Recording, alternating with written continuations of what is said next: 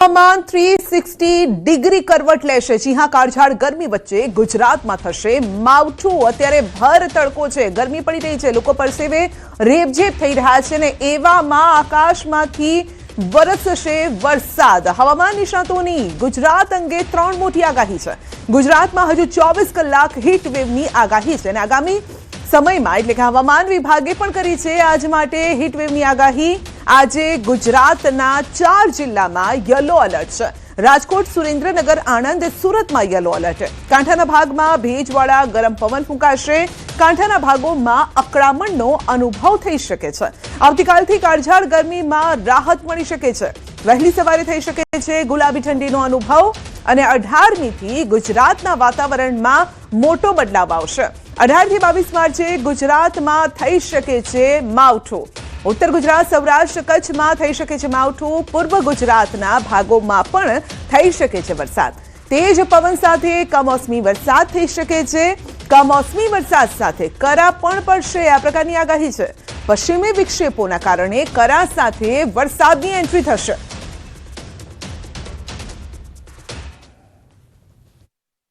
13 तारीख के लिए इसमें येलो वार्निंग दिया गया है। सौराष्ट्र कच्छ में 2 डिस्ट्रिक्ट आ रहा है, सुरेंद्रनगर और राजकोट के लिए हीट वेव वार्निंग है और गुजरात रीजन में आनंद, सूरत के लिए हीट वेव का वार्निंग दिया गया है। और जो तटीय क्षेत्र है इसमें आज हॉट एंड ह्यूमिड वेदर का पूर्वानुमान दिया गया है आज और कल के लिए 12 और 13 मार्च के लिए। अगले 3-4 दिन में यानी खास करके शनिवार तक धीरे धीरे तापमान में कमी देखने मिलेगी और ये भले ही पूरी तरह से गर्मी नहीं जाएगी, लेकिन जो 36 से 38 है जो गुजरात का सामान्य तापमान है उससे थोड़ा ऊपर ही देखने मिल रहा है। जो अभी जो हीट वेव देखने मिल रहा है वैसा नहीं देखने मिलेगा। 18 में परिवर्तन तो आवशे, परंतु तारीख 16 थी लगभग 20-22 सुधीमां परिवर्तन आवशे।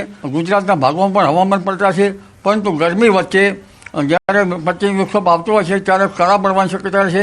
એટલે ગુજરાતના ભાગોમાં લગભગ આ અરસામાં વાદળ વાયુ સાથે કરા પડવાની શક્યતા છે। ઉનાળાની શરૂઆત સાથે જ ગરમીનો પારો દિવસે ને દિવસે ઊંચો જઈ રહ્યો છે અને હાલ ચાલી રહેલા રમઝાન મહિના દરમિયાન માંગ વધતા લીંબુના ભાવ 7મા આસમાને પહોંચી ગયા છે। સુરત સ્થિત એપીએમસી માર્કેટમાં હાલમાં મહારાષ્ટ્રમાંથી લીંબુનો જથ્થો આવી રહ્યો છે, પરંતુ પૂરતો પુરવઠો ન મળતા બજારમાં ભાવમાં ભારે ઉછાળો જોવા મળી રહ્યો છે। બારડોલીના વેપારીઓ સુરત માર્કેટમાંથી લગભગ 160 રૂપિયા પ્રતિ કિલોના હોલસેલ ભાવે લીંબુ ખરીદી રહ્યા છે, જ્યારે કે બારડોલી માર્કેટમાં તેનો રિટેલ ભાવ 200 રૂપિયા પ્રતિ કિલો સુધી પહોંચી ગયો છે। વધતા ભાવના કારણે ગૃહિણીઓના બજેટ પર સીધી અસર પડી છે। ગરમી અને વધતી માંગના કારણે આગામી દિવસોમાં લીંબુના ભાવ હજુ પણ વધે તેવી શક્યતા છે। થોડાક દિવસ પહેલાં સસ્તા હતા, અત્યારે ડાયરેક્ટ 3 ગુણા ભાવ વધી ગયા છે। લીંબુનો પોસાતા નથી, પણ હવે શું કરીએ, આ ગરમીના પ્રકોપના લીધે લેવા પડે। અત્યારે લીંબુના 200 રૂપિયા ભાવ થઈ ગયેલો છે અને આ ગરમીની સિઝનના કારણે ભાવ વધેલો છે। અને એવું નથી કે ભાઈ કે ગરમી વધી એટલે ભાવ વધેલા છે, રમજાન છે એટલે ભાવ વધેલા છે, એવું નહીં। આવક ઓછી હોવાના કારણે આ ભાવ વધેલા છે। અત્યારે તો આ 200 રૂપિયા ભાવ ચાલતો છે અને મોંઘવારીના કારણે ગરીબ પ્રજાને તકલીફ થવાની જ છે। આવક ઓછીના લીધે ભાવ વધારે થાય હમણાં, બરાબર છે। ગરમી બી દુનિયાભરની છે, બરાબર। આવક ઓછાને લીધે ભાવ વધી ગયા છે હમણાં। એ તો આ 1 મહિના પહેલાં તો 50-60 રૂપિયા કિલો લીંબુ હતા, હવે હમણાં 200 રૂપિયા કિલો થયા, 180 રૂપિયા કિલો થયા। આવક મહારાષ્ટ્રથી ઓછી થઈ ગઈ એટલે આ બાજુ આંધ્રપ્રદેશથી થોડોક માલ આવે એટલે આ પૂરતો થઈ રહે। હજી તો ઉનાળાની શરૂઆત થવા જઈ રહી છે। માંડ ઉનાળાની શરૂઆત થતાની સાથે ગરમીનો પારો 40 ડિગ્રીને સુરત જિલ્લામાં આંબી જતા જે લીંબુનો ભાવ છે 7મા આસમાને પહોંચ્યા છે। બારડોલી એ શાકભાજી બજારની અંદર જે આ દ્રશ્યો તમને બતાવવાનો પ્રયાસ કરીશ કે બારડોલી શાકભાજી બજારની અંદર જે લીંબુની આવક છે એ ઘટવા પામી છે અને દિન પ્રતિદિન લીંબુના ભાવો 7મા આસમાને પહોંચવા પામ્યા છે। જ્યાં લીંબુ આ જે લીંબુ છે એ સુરત એપીએમસી માર્કેટની અંદર મહારાષ્ટ્ર, અમલનેર, નંદુરબાર અને દુલિયા બાજુથી લીંબુ આવતા હોય છે, પણ લીંબુનું જે રોજ દિન પ્રતિદિન જે રોજ લીંબુની જે જથ્થો આવતો હોય છે એ ઓછો થતાં લીંબુની માંગ વધતા લીંબુના ભાવ 7મા આસમાને પહોંચવા પામ્યા છે। ગત 15-20 દિવસ પહેલાં લીંબુ 50 થી 60 રૂપિયા કિલોનું વેચાણ ચાલી રહ્યું હતું, પણ હાલ આ ગરમીના કારણે લોકોની માંગ વધતા આ લીંબુના ભાવ હાલ 200 રૂપિયા કિલો આંબી જતા લોકોના જે ગજવા ઉપર ખાસી એવી મોટી અસર પડી છે. તો ક્યાંક ને ક્યાંક ગરીબો આ જે ગરમીથી રાહત મેળવવા માટે લીંબુનો ઉપયોગ કરતા હોય છે, એ પણ હવે લીંબુ ખાશે કે કેમ એ એક મોટો પ્રશ્ન ઉપસ્થિત થયો છે. અને હાલ તો ઉનાળાની શરૂઆતમાં જ આ ભાવ, તો હજી ગરમી વધુ વધશે તો શું લીંબુના ભાવ જશે એ હાલ જોવું રહ્યું. કેતન પટેલ, ન્યૂઝ 18 ગુજરાતી, બારડોલી. ગાંધીનગરમાં કોંગ્રેસના દેખાવો સમયે ધારાસભ્ય સીડી પરથી ગબડી પડ્યા. વિધાનસભા પરિસર બહાર કોંગ્રેસના ધારાસભ્યો ગેસ અછત મુદ્દે દેખાવ કરી રહ્યા હતા અને તે સમયે કોંગ્રેસ ધારાસભ્ય અમૃતજી ઠાકોર સીડી પરથી ગબડી પડ્યા અને તેનો વિડીયો પણ સામે આવ્યો છે. તો સામે પોલીસ હતી, પોલીસ સાથે રકઝક ચાલી રહી હતી અને આ સમયે બોલાચાલી સમયે જ ધારાસભ્ય સીડી પરથી ગબડી પડ્યા હતા. તો અમૃતજી ઠાકોર સીડી પરથી પડી ગયા હતા. એક તો ગેસ સિલિન્ડર મામલે જે રીતે લોકોની લાઈન જોવા મળી રહી છે, લોકોનો આરોપ છે કે તેમને સિલિન્ડર નથી મળી રહ્યા અને એ મામલે એટલે પ્રજાના પ્રશ્નને લઈને કોંગ્રેસના ધારાસભ્યો દેખાવ કરી રહ્યા હતા, વિરોધ કરી રહ્યા હતા.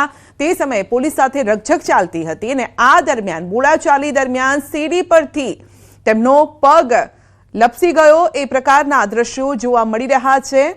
તો ડાકુ પડી ગયા અને તેઓ નીચે પડ્યા, જો કે પોલીસે તેમનો હાથ પકડી લીધો અને તેમને ઊભા કર્યા. ખેડાના કનેરા ગામ પાસે નેશનલ હાઈવે પર નબળી કામગીરીનો પર્દાફાશ કરતા દ્રશ્ય સામે આવ્યા છે. દ્રશ્યમાં જે પ્રકારે જોઈ શકાય છે, હાઈવેના ગરનાળાની દિવાલો ફાડીને ધસમસતું પાણી બહાર આવતું જોવા મળી રહ્યું છે. પાણીના પ્રેશરથી દિવાલ તૂટી ગઈ છે. દિવાલોમાં મોટી તિરાડો પડતા ભયનો માહોલ પણ જોવા મળ્યો છે. સ્થિતિ પરથી લાગી રહ્યું છે કે દિવાલ ગમે ત્યારે ધરાશાયી થઈ શકે છે. તંત્રની બેદરકારીના કારણે લાખો લીટર શુદ્ધ પાણીનો સરેઆમ વેડફાટ થઈ રહ્યો છે. લોકો કોન્ટ્રાક્ટર અને NHAI સામે પોતાનો આક્રોશ ઠાલવી રહ્યા છે.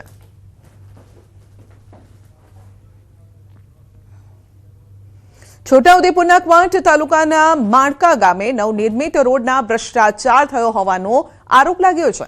માણકા ગામે બનાવાયેલા નવા ડામર રોડને લઈને સ્થાનિકોમાં ભારે રોષ છે. કારણ કે આ રોડ પરનો ડામર હાથથી જ નીકળી જાય તે પ્રકારની હલકી ગુણવત્તાનો સામાન વાપરવામાં આવ્યો છે. રોડ બન્યાના માત્ર 20 દિવસમાં જ ડામર હાથથી ઉખડી જતો હોવાનો સ્થાનિકોનો આક્ષેપ છે.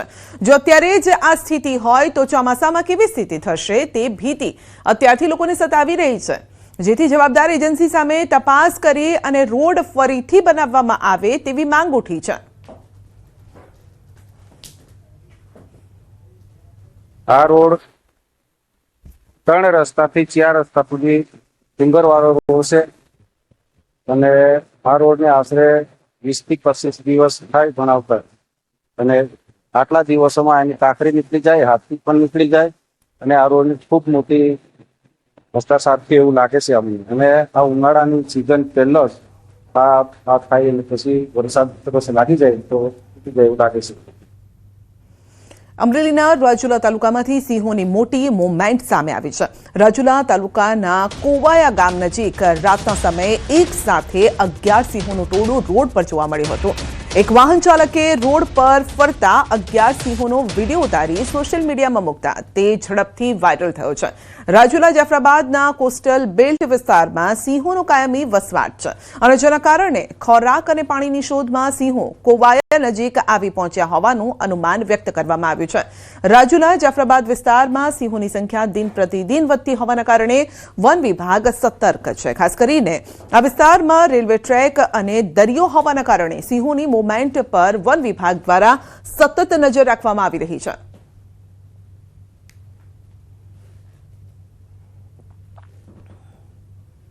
સુરતમાં ફરી એકવાર દીપડાની દહેશત જોવા મળી છે. માંડવી તાલુકાના પીપળિયા ગામમાં રાતના સમયે દીપડો શિકારની શોધમાં ઘૂસી આવ્યો હતો.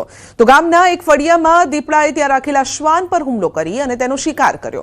આ સમગ્ર ઘટના ગામમાં લાગેલા CCTV કેમેરામાં કેદ થઈ. CCTVમાં સ્પષ્ટ જોઈ શકાય છે કે દીપડો શાંત રીતે ફળિયામાં પ્રવેશી પહેલા આસપાસ નજર કરે છે, ત્યારબાદ શ્વાનનો શિકાર કરી લે છે. ઘટનાને લઈને ગ્રામજનોમાં ભયનો માહોલ પણ ફેલાયો છે. ગ્રામજનોએ વન વિભાગને જાણ કરી દીપડાને પકડવા તાત્કાલિક પગલાં લેવા માટે માંગ કરી છે.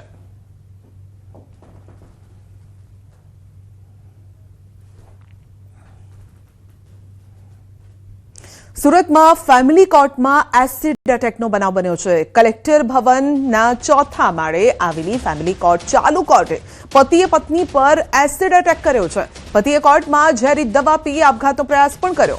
એસિડ એટેકથી મહિલા ગંભીર રીતે દાઝી ગઈ છે. બનાવ બાદ પતિ પત્નીને હોસ્પિટલ ખસેડવામાં આવ્યા છે. તો કેસને લઈને તેઓ પહોંચ્યા હતા અને ત્યાં પતિએ એસિડ એટેક કર્યો છે તેની પત્ની પર અને પોતે પણ આપઘાતનો પ્રયાસ કર્યો છે. હાલ બંનેને હોસ્પિટલ ખસેડવામાં આવ્યા છે. તેઓની સારવાર ચાલી રહી છે. તો કલેક્ટર ભવનમાં 4થા માળે પતિએ પત્ની પર કર્યો એસિડ અટેક. ચાલુ કોર્ટે આ ઘટના બની હતી. ઉપર ફરી વખત આ અટેમ્પ્ટ ટુ મર્ડર એસિડ છાંટીને કરેલું છે.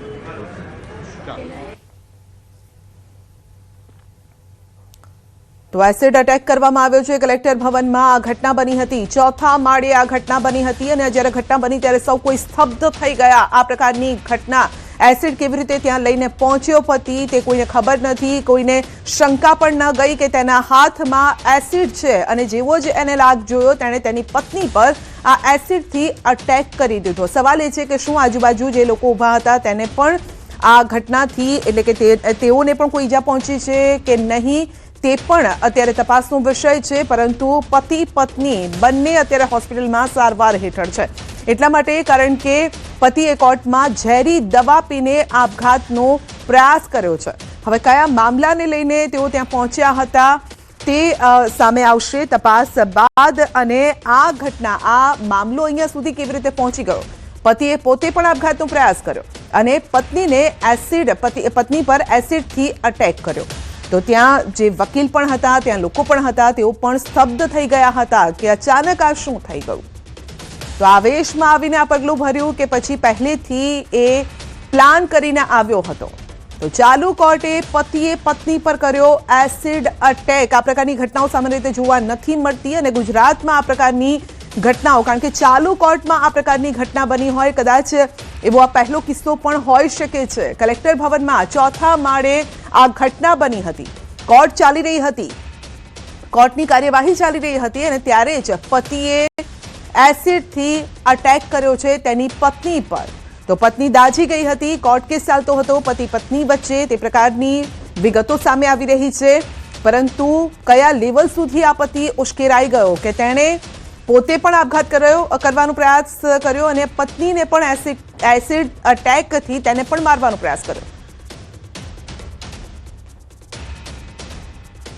તો ફેમિલી કોર્ટમાં એસિડ અટેકની આ ઘટના કલેક્ટર ભવનમાં 4થા માળે આવેલી ફેમિલી કોર્ટ જ્યાં ઘટના બની હતી. કદાચ પહેલી આ પ્રકારની ઘટના હોઈ શકે છે. સુરતમાં પહેલી ઘટના હોઈ શકે છે.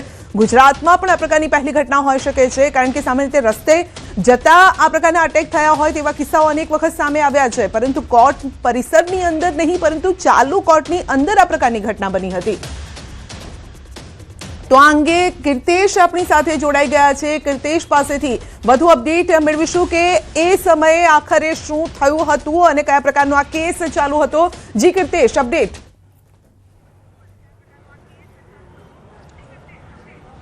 બિલકુલ સંજય, સુરતના અઠવાલાઇન્સ વિસ્તારમાં કલેક્ટર ઓફિસના 4થા માળે એક ફેમિલી કોર્ટ આવેલી છે કે જ્યાં ખાધા ખોરાકીના કેસ ચાલતા હોય છે. આજે રેગ્યુલર તમામ વકીલો આવ્યા હતા. કેસ ચાલતો હતો ત્યારે એક વ્યક્તિ ઊભો થયો અને પોતાની પત્ની ઉપર પોતાની થેલીમાં લાવેલું એસિડ જેવી જ્વલનશીલ પદાર્થ પત્ની ઉપર નાખ્યો હતો. જેને લઈને આ પત્નીના શરીરના આખા ભાગ બાજુ ગંભીર ઈજા થઈ હતી.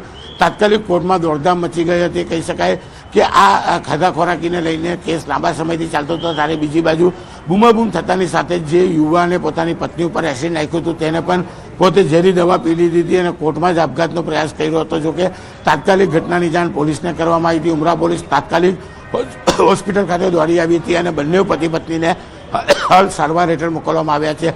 સૌથી મહત્વની વાત છે કે કોર્ટના જજની સામે બનેલી ઘટનાને લઈને જે પક્ષકારો છે તેમાં તો ખરી પણ વકીલોમાં બી એક ડરનો માહોલ ફેલાઈ ગયો છે. કારણ કે જે પ્રકારે પતિ પત્નીના ઝઘડાની મેટર ચાલતી હોય છે ત્યારે કહી શકાય કે આ પ્રકારની ઘટનાને લઈને ગમે ત્યારે કોઈ પણ વ્યક્તિ વકીલો પર પણ હુમલો કરી શકે તેવી ચિંતા હવે વકીલોને સતાવી રહી છે. જે પ્રકારની આ ઘટના છે તેને લઈને ચોક્કસ કોર્ટ જે ફેમિલી કોર્ટ છે તેમાં અત્યારે ભયનો માહોલ સંધ્યા જોવા મળી રહ્યો છે.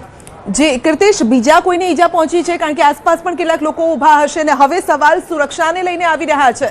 આગળના સમયમાં કઈ રીતે સુરક્ષા રાખવી અથવા તે જે લોકો એન્ટર થઈ રહ્યા છે શું તેમની પણ હવે તપાસ કરશે? આ ઘટનાએ હવે આ તમામ સવાલો ઊભા કર્યા છે અને સુરક્ષા ચાક ચોબંધ કરવા તરફ એક પગલું આગળ ભરવું પડે તે પ્રકારની વાત પણ અહીંયા સામે આવી રહી છે.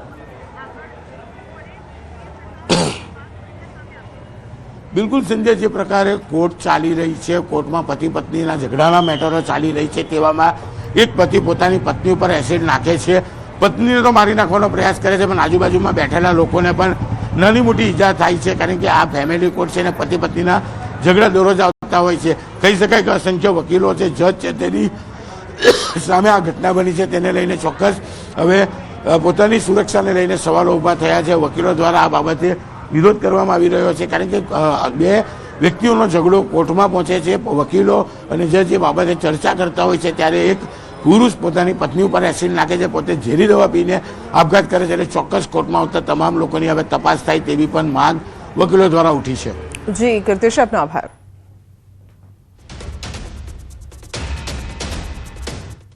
તો વધુ એક વખત કોર્ટને મળી છે ધમકી.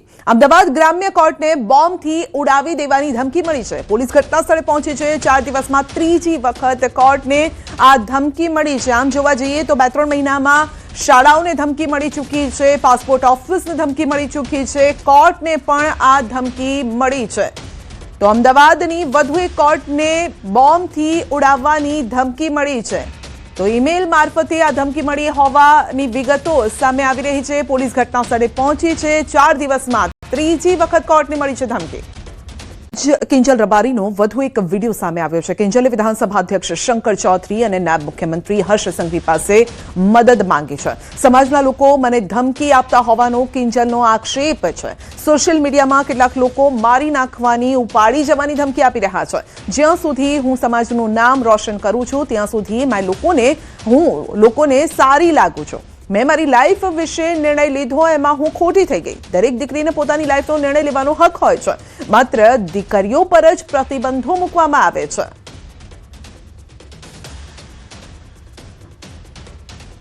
અત્યારે તમે એકતા કરી રહ્યા છો, બહુ સારી વાત છે. સમાજ એકતા કરે છે, પણ તમે લડવામાં નહીં સમજવામાં એકતા કરશો તો વધારે સારું રહેશે. બાકી તો હું કાયદાકીય પગલાં લેવાની જ છું. અને આ બાબતે હું આપણા વિધાનસભાના અધ્યક્ષ શ્રી શંકરભાઈ ચૌધરીને વિનંતી કરું છું અને આપણા ગૃહમંત્રી શ્રી હર્ષભાઈ સંઘવીને પણ વિનંતી કરું છું કે મને આમાં સપોર્ટ કરે. તો કિંજલ રબારીના વિરોધમાં રબારી સમાજના કેટલાક આગેવાનોનો પણ વિડીયો સામે આવ્યો છે. લગ્ન નોંધણીનો કાયદો જલ્દી અમલમાં લાવવા માટે માંગ કરી છે. આની તો કાલ તો બ્રહ્મદાડે 4 દાડે 8 દાડે આ દીકરી પાછી આવ્યા વગર આ ચોરને છૂટકો નથી અને દીકરી સમાજની કલમરૂપ છે. ગુજરાત સરકારને પણ વિનંતી છે કે જે આ પ્રેમ લગ્ન નોંધણી માટેનો જે નવો કાયદો ગુજરાતમાં આવી રહ્યો છે ને આવવાનો છે, એ કાયદો ઝડપથી ગુજરાતમાં લાગુ થાય, એનો લાભ દરેક સમાજને, દરેક પરિવારને અને દરેક કુટુંબને મળશે. વિસનગર સ્થિત સાંકળચંદ પટેલ યુનિવર્સિટી અને ગાંધીનગરની નેશનલ ફોરેન્સિક સાયન્સ યુનિવર્સિટી દ્વારા આંતરરાષ્ટ્રીય કોન્ફરન્સનું આયોજન કરવામાં આવ્યું છે. Smart technology four medical and health science વિષય પર કોન્ફરન્સ યોજાઈ અને આ કોન્ફરન્સમાં 1800થી પણ વધુ વિદ્યાર્થીઓ અને તજજ્ઞોએ ભાગ લીધો અને જેમાં સ્વિટ્ઝરલેન્ડ, અમેરિકા, પોર્ટુગલ જેવા વિકસિત દેશોના 300થી પણ વધુ નિષ્ણાતો પોતાના પેપર રજૂ કરશે.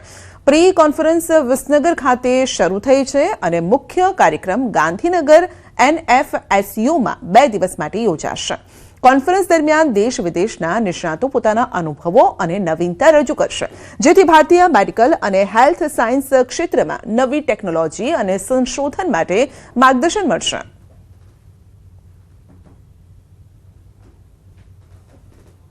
13, 14 અને 15 3 દિવસ આયોજન છે. એમાં 13મી તારીખે આજે પ્રી કોન્ફરન્સ સેશન્સ ઇનોગ્રેટ કરવામાં આવી છે અને આ કોન્ફરન્સની અંદર ડોક્ટર રંગનાથનજી કે જેઓ કાઉન્સિલ ઓફ મ્યાનમારના મેમ્બર છે અને ડોક્ટર રેડ્ડીજી જે ઇનોવેશન અને રિસર્ચ સેલના MD છે, એ આજે ગેસ્ટ ઓફ ઓનર તરીકે હાજર રહ્યા હતા.